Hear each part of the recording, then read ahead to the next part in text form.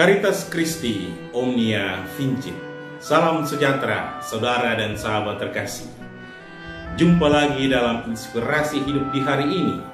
Masih dalam suasana masa Paskah, kita hendak meneguhkan kembali hidup kita dengan misteri kebangkitan Kristus dalam terang iman Katolik.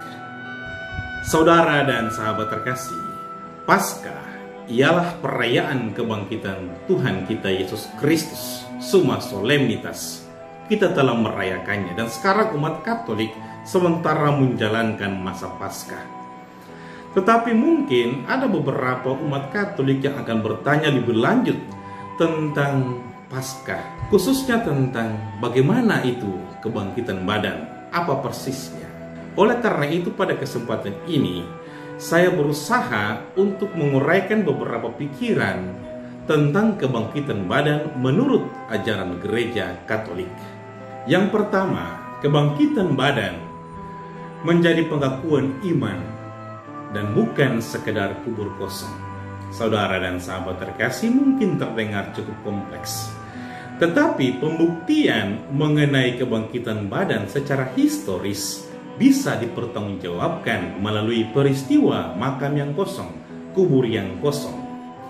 Tetapi perlu digarisbawahi bahwa pengakuan iman kita, pengakuan iman Kristiani, bukan sekedar sebuah kubur kosong, melainkan karena iman selalu berhubungan dengan pribadi Allah, yaitu misterinya, rencana dan kehendaknya. Allah menghendakinya. Jadi, kubur kosong bisa menjadi unsur historis pertama yang harus terarah kepada hal yang esensial, yang bukan sebatas material. Oleh karena itu, saudara dan sahabat terkasih, marilah kita lihat pada poin yang kedua, paradigma relasi tentang kebangkitan badan. Iman akan kebangkitan badan erat kaitannya dengan kebangkitan Yesus Kristus. Ia hidup seperti manusia, tetapi bangkit pada hari yang ketiga seperti yang telah disabdakannya. Di dalam Kristus, saudara dan sahabat terkasih, kodrat manusia dan kodrat ilahi menyatu secara erat. Terjadi sebuah hypostatic union, kesatuan yang tak mungkin terpisahkan. Dua kodrat ini tak terpisahkan. Maka kealahan Kristus tidak pernah meninggalkan tubuhnya yang tertidur di dalam makam, sebagaimana kealahannya tidak beranjak dari jiwanya. Nah, marilah kita melihat ini secara lebih lanjut. Berdasar kitab suci, khususnya kita lihat pada Injil Lukas pasal 24 ayat 30 sampai 43, atau juga dalam Injil Yohanes pasal 20 ayat 27, atau dalam pasal 21 ayat 19 dan seterusnya. Gereja Katolik dalam katekismusnya nomor 645 menjelaskan bahwa Yesus yang telah bangkit berhubungan langsung dengan murid-muridnya. Ia membiarkan dirinya dilihat, disentuh. Ia makan bersama dan memberikan kepastian bahwa ia bukan hantu saat ia memecahkan roti dan mengucapkan syukur. Apalagi saat ia berdiri di hadapan mereka dan menyatakan damai sejahtera bagi kamu sekalian. Yesus sesungguhnya memastikan kebangkitannya. Ia bahkan menjawab keraguan Thomas bahwa adalah benar-benar tubuh yang sama, tubuh yang pernah hidup bersama mereka, tubuh yang pernah mereka lihat semasa karya-karyanya disiksa, tubuh yang disalibkan, kini berdiri di hadapan mereka, tubuh yang sama.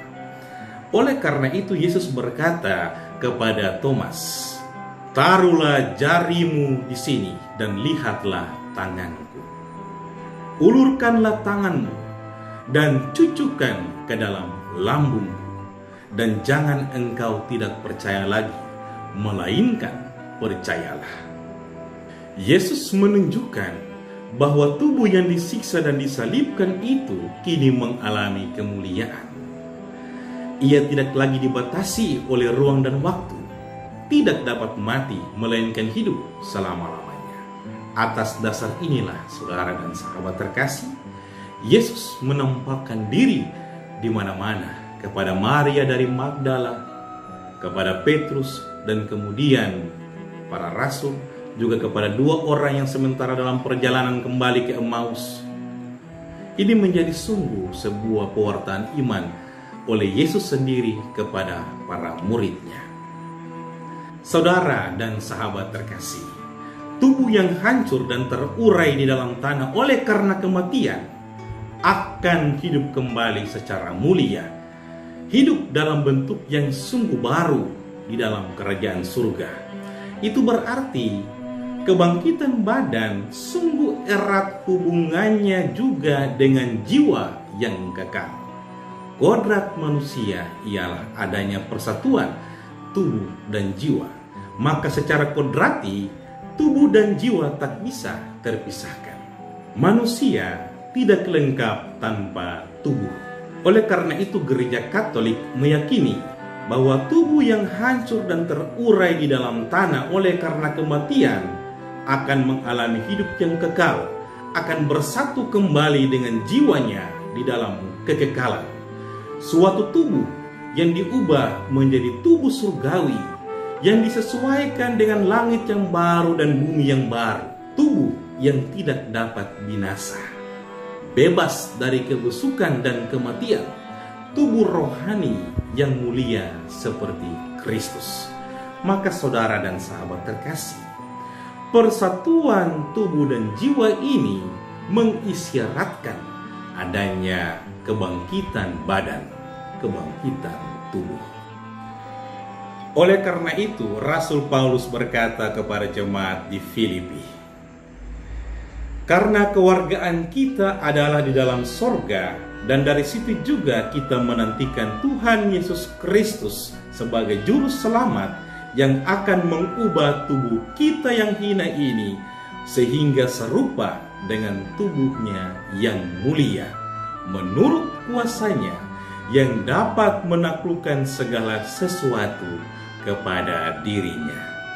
Demikian saudara dan sahabat terkasih, beberapa pikiran dan refleksi singkat tentang kebangkitan tubuh atau kebangkitan badan. Semoga bermanfaat dan damai sejahtera Allah menyertai Anda sekalian. Deo gratias.